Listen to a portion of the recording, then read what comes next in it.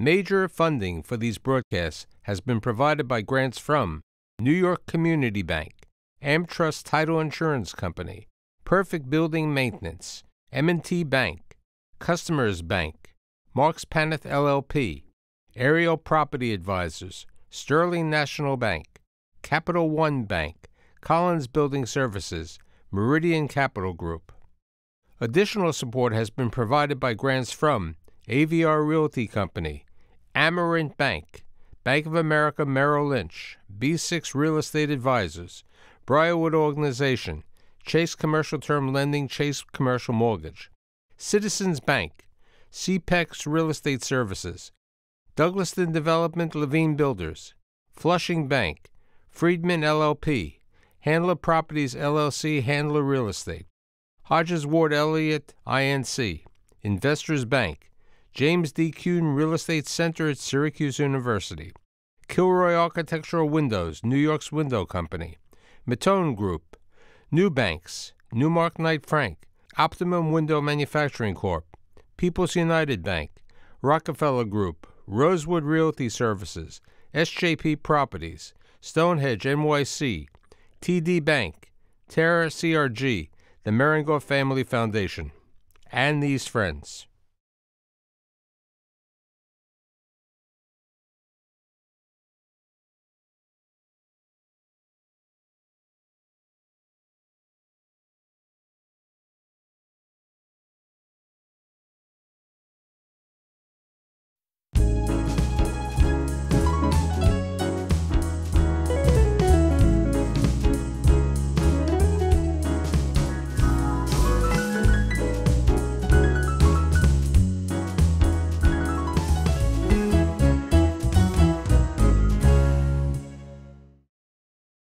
Washington, D.C., University of Pennsylvania, New York University, a variety of jobs, including Angelo Gordon, including working for New York State Deputy Controller. I have community activist and wonderful friend, Suzanne Denbo Jaffe. Thanks for being here. My pleasure. So tell me about your father's side and then your mother's side, how they arrived in America, and a little bit about them. Okay. On my father's side, my grandfather was originally from Lithuania, went to South Africa, as many Lithuanian Jews did. In the 1899, discovered there was a war going on called the Boer War. So he stayed up in the mountains until the war was over and came down and enjoyed himself for a year or so, and then decided he was going to come to the United States where many of his other relatives had been. Oh, so he had relatives here. He had relatives here. And where'd he emigrate to here in America? Camden, New Jersey. Okay, and in Camden, New Jersey, what does he do? He has a second-hand furniture business. And he marries my grandmother, who was also from Lithuania, but she'd come here directly. And my grandfather was a hail fellow, full of life, liked to try anything. And my grandmother was very religious, went to synagogue every day, was very friendly with the Rebbe. My grandfather thought that was a waste of his time. Okay, let's talk about mom's side. My mother's side, my grandmother was born and raised in Odessa, Ukraine, and my grandfather was a gentleman farmer, and like many Jews, he was about to be conscripted into the Tsarist army, and he paid one of his employees to go in his name, and took my grandmother and left. They arrived here about the same time, around the turn of the last century, and they came to the greater New York area. I think they originally came to Long Island. And what did he do? Not much. My grandmother was the youngest of 11 children, and most of them had already emigrated to the United States, and she found places to live near her family, and people would employ my grandfather, who, as a gentleman farmer, he didn't have a lot of talents that were easily translatable to the new country. So tell me about your mother. My mother was a pistol. She was highly motivated. She was interested in everything. She was politically active. She grew up a little bit in Cleveland, a little bit in New York, and mostly on Long Island. She graduated from high school on Long Island. And then she joined the New Deal, and she was working, well, she originally worked for Roosevelt and when he was running for office. Right. How'd she end up in Washington? She followed him to Washington to work in the New Deal. And my father, who had gone to Michigan Law School, found it difficult to find a interesting job as a Jew in most of the law firms that he was interested in. And he also ended up going to Washington because the New Deal was hiring lots and lots and lots of lawyers. Right. You said to me he was a labor attorney He was representing management. Exactly. He's a labor lawyer on the side of management. And he met my mother at, I think it was the Department of Agriculture. And they were married. There was a very large, thriving Jewish population in Washington who had come from all over the country. Many lawyers, because just like my father, they couldn't get jobs at the law firms, so they came to this exciting New Deal opportunity. When did your father go out, stop working for the National Labor Relations Board? Oh, he worked for the Department of Labor in the Wage and Hour Division. It was what created the basic laws that exist even today for how much money you get paid per hour, et cetera, et cetera. He left, it must have been in the early 50s, and he formed a partnership with the gentleman who had been the legislative assistant to Senator Taft and had written the Taft-Hartley Act, and another gentleman who was slightly more mature, and the three of them started a labor law practice. So when did your parents get married? Do you know the year? 39. 1939. Okay, you have an older brother, Jimmy. You were born 43, okay, and you're in Washington, D.C. What happens at the age of 3 to South Africa? My mother who was very adventuresome, had been enticed by some of my grandfather's cousins who were in South Africa to come and visit. And so she said, sure, why not? And she took her then 3-year-old daughter and 5-year-old son. And we were off for almost 8 months. We sailed on the old QE2 to London and spent about a month there. It was just after the war and everything was on rationing. Food, fuel. My mother had this great idea to bring some things with her that she thought would be helpful. So she brought a crate of eggs, she brought silk stockings, and she brought Hershey bars. And anybody who was at all nice to her, she bestowed one of these presents. One of the rationed items, okay. So we have a picture of you and your brother on this rock. You were telling me it's the combination of the two oceans, correct? It's the southernmost tip of South Africa. It's called, at that time it was called Cape Point. It's now called Cape of Good Hope. It's where the Indian Ocean and the Atlantic Ocean come together. You can't get there today, but in those days you could just stand on the rocks. Okay, so 9 months later, you come back to Washington, D.C. So tell me about growing up in Washington, D.C., because you spent your entire youth in D.C. I did. It was in the 40s and 50s, it was a very southern city. The politics was all abounding, but it was very ecumenical. We lived next door to a senator from Mississippi named James Eastland, who was president pro tem of the Senate. He was very pleasant and very polite. Although my parents were New Deal Democrats, they had absolutely nothing in common with him. He was a Southern racist. We had Ku Klux Klan people. We had crosses burnt on our lawn. It was quite interesting.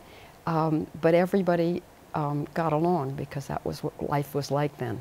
And you went to public school, junior high school, and high school? I did. What did you do during the summers? Most of the summers I worked at the National Labor Relations Board. I was fortunate enough in one of those summers to be freed to allow to go hear Martin Luther King down at the monument when he gave his "I Have a Dream" speech, and for a young kid, that was really exciting. So how does the kid from Washington decide to go to the University of Pennsylvania? I mean, I realize Camden was not too far away, you know. Across the river. Right. My father had gone to Penn, and we did one of the tours that you do to introduce your children to colleges that they might be interested in. And I went with my father, and we went to lots of different places. And I decided that if I got into Penn, I'd really like to go there because it was a city school, and I was a city girl, and it was co-ed. And I liked that idea too. Okay, so you're at University of Pennsylvania. You got a degree? History of art. History of art. Did you work for the Labor Relations Board again? I did. I worked for them for at least one summer. And then I traveled around Europe for most of my other summers. I was very fortunate. The spring semester of my senior year, I had taken all my coursework by the first semester. And so second semester, I went and lived in Spain with my oldest friend and had a wonderful time not going to school. So it's 1965, and what does a person who has a fine arts, history of arts degree do? Good question. And I had determined that I probably needed to go to graduate school in order to do anything with my history of art major. And so I had applied to several graduate schools, and I ended up getting into what was then and probably still is today the best of the graduate schools of history of art, which is NYU's Institute of Fine Arts. It's in a wonderful mansion on the corner of 78th and 5th Avenue. And it had many German expatriates who were the primary resources for much of the art history that had been done. Now, but you hadn't spent much time in New York. I mean, it was Washington, other places. Philadelphia and then New York. Right. How'd you decide to come to the Big Apple? It was NYU? Oh, I'd come here a lot with my family. My mother's family was all in New York, and so I would come here regularly with them. So it's 1967. You have a degree. How do you get it? Time magazine?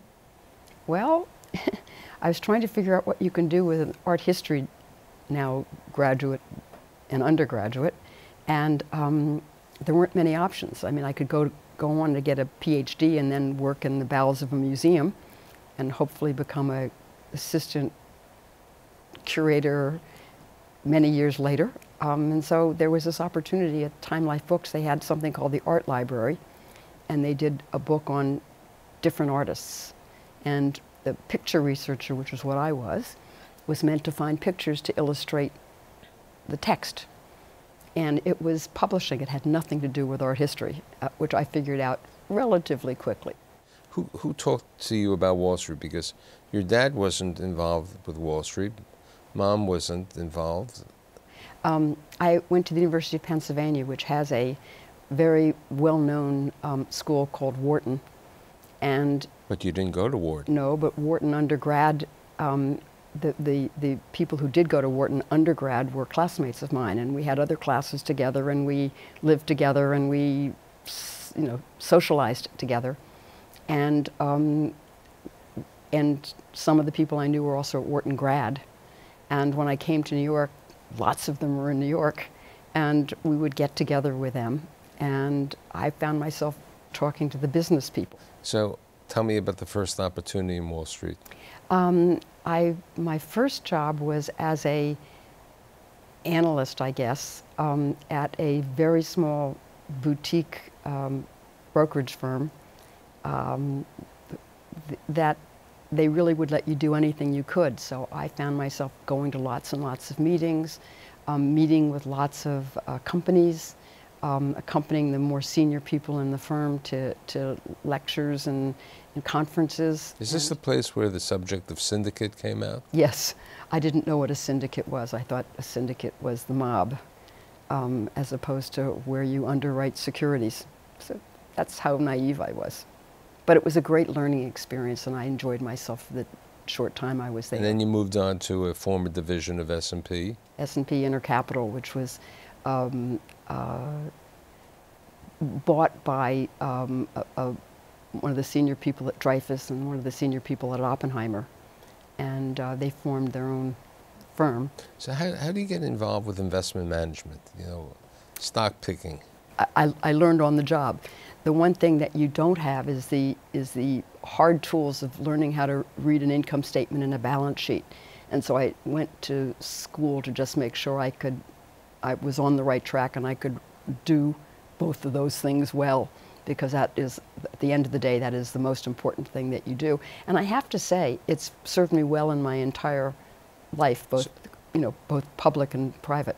So from 1967 until you go to work for the controller, Ned Reagan's office, let's talk about those careers, because some of them were very important, your growth. Yes, I spent 10 years at a firm called Century Capital Associates, which was a hedge fund back in the 70s when there weren't very many. And it was a great opportunity. I applied my research knowledge and then became a portfolio manager. And then you became a partner there also. Partner of Century. It was a small but very effective organization. Hedge funds in those days didn't have billions of dollars. We started with 50 million in our hedge fund and 50 million in managed accounts.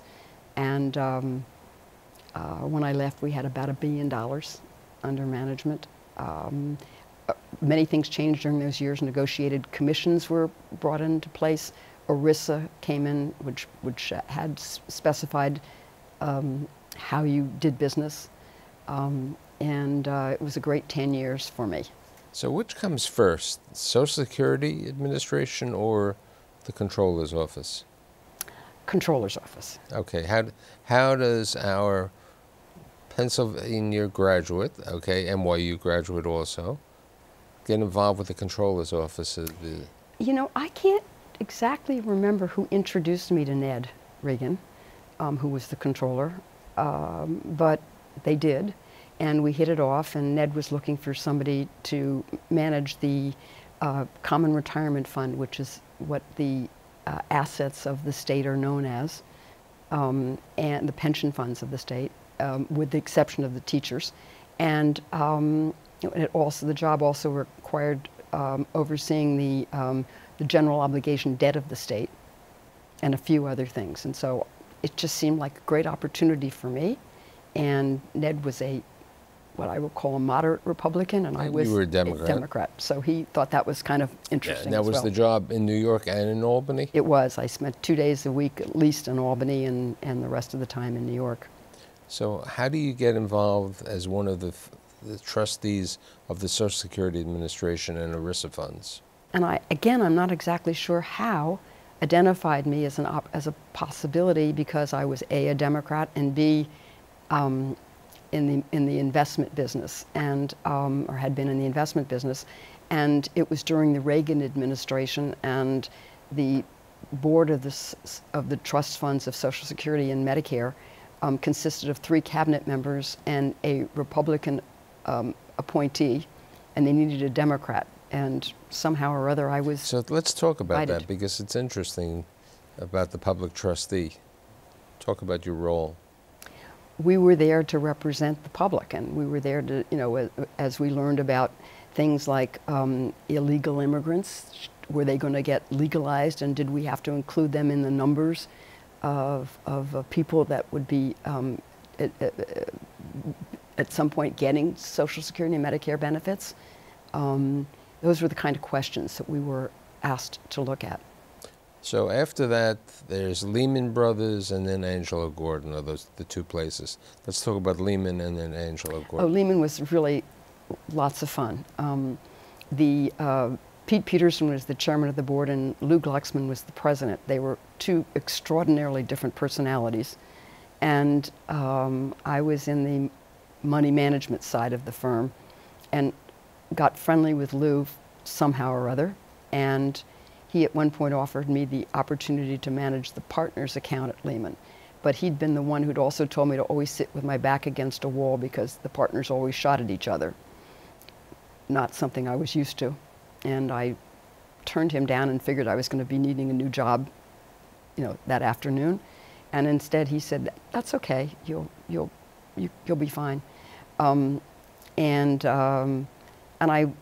That's when I was, toward the end of my time there was when I was invited to join Ned Regan and become deputy controller of the state. And I have to say, we were involved with the underwritings of many issues. And because of my work at Lehman Brothers, Glucksman provided me with all sorts of people in public finance to help me understand exactly what it was all about, because I had no knowledge of that arena. And I was grateful. Before we talk about your involvement with the community, let's talk about Angela Gordon. Angela Gordon I was there very shortly after they were formed. It was a spinoff of L.F. Rothschild. I think there were 15 original people from L.F. Rothschild who created the firm. John Angelo and Michael Gordon were both extraordinary, talented people. And they needed somebody who had some knowledge of the institutional marketplace, who knew the consultants, who knew what to look for, who knew how to present themselves, and I seemed to fill that bill. Let's talk about community. You've been involved with the Jewish community many years. You were past president and recently the treasurer of American Jewish Committee. You've been on the board of the Jewish Community Relations Council, on the board of the Jewish Communal Fund, involved with Planned Parenthood and so much. How'd you get involved with this and all this? Well, you know, when I was quite young, in my 30s, I realized how fortunate I had been in my career choices and how I was on a track to do pretty well financially. And I always said, well, you know, I should give back in some way. I should find something, issues or organizations that appeal to me. And Planned Parenthood was one of the early ones because I had been involved in the Roe v. Wade debates. And I just got enormous pleasure out of it. And so I continued on in that vein. And how about American Jewish Committee? I guess you've been with the popes on that during your tenure, which is over 20 years with American Jewish Committee. Longer. Right. The AJC is my Jewish home.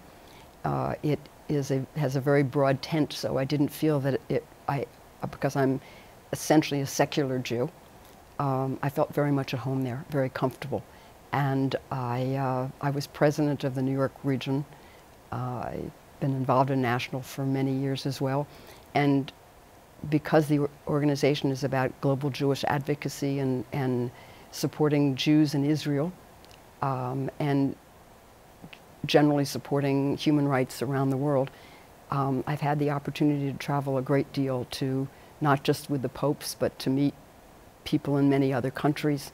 The Jewish community is very important to us, you know, even if it's a teeny little community in a distant place. American Jewish, the Communal Fund, let's talk about that. Jewish Communal Fund is a donor-advised fund, and it does extraordinary work. It has 2 women who are the president and the chief financial officer, and I would match them up with any corporate head that I know. Let's talk about the University of Pennsylvania that you've been involved with as an associate trustee and been involved with fundraising.